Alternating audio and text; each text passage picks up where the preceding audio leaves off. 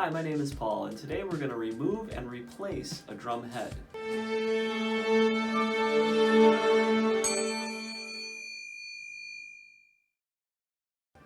Drums come in many different sizes, so if you are unsure of the size of your drum, a good trick is to bring the drum into the music store before you buy a drum head.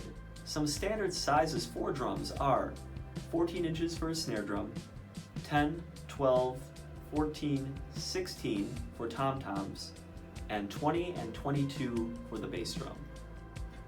This is a standard 14-inch snare drum. Our first step will be to remove the head. You will need a specifically designed drum key to remove the tension rods connected to each of the lugs around the snare drum. I happen to have an adapter that fits into a drill that I will use to remove the drum head. Note that when I remove the head, I will unscrew each of these in a cross pattern.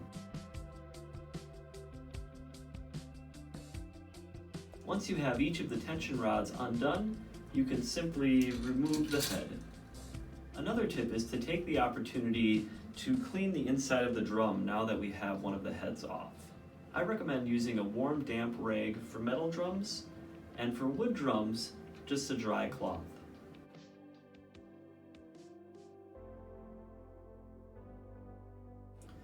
Now that we have everything clean, we're ready to put on the new drum head.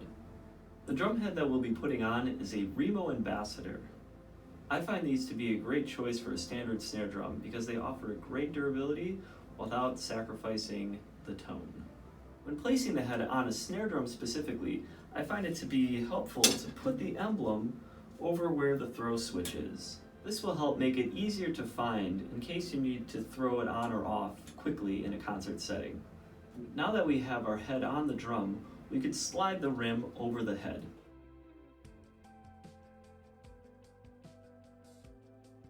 Once we have our tension rods positioned over each of the lugs, we can begin to hand tighten the tension rods into the lugs.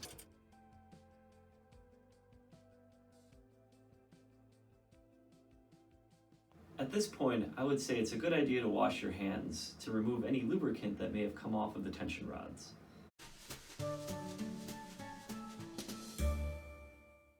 Using our drum key now, I'll begin to start to tighten down each of the tension rods in a cross pattern. I'll give 2 full turns to each tension rod.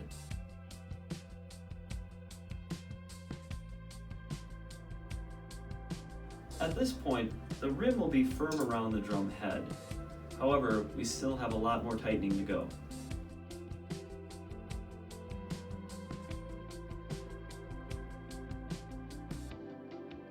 As you tighten down the head, you may hear creaking sounds. Don't be alarmed. This is just the sound of the head expanding to the width of the drum. Repeat this process until the drum head is smooth across the drum. If you still find any warped points on the drum, you can feel free to tighten down just those tension rods. Now, let's see how our drum sounds. If it's a snare drum, I suggest turning the snares off to get a clear idea of the tone of the top head. Let's go around and hear the tone of each node.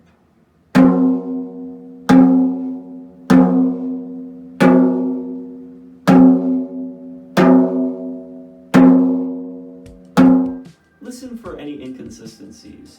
If one end sounds lower than the other, simply just tighten that end up a little bit. Once it sounds like our drum is in tune with itself, a good idea now is to help the head stretch a little bit by pressing into the middle with our palm. Not too hard. Once we've stretched out our head a little bit, we can repeat the process of adjusting the pitch over each node.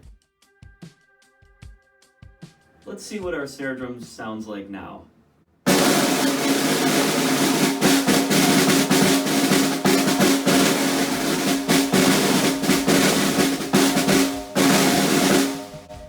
Over the next week or so, the drum head will continue to stretch, so be sure to keep a drum key handy to make those minor adjustments as you see fit.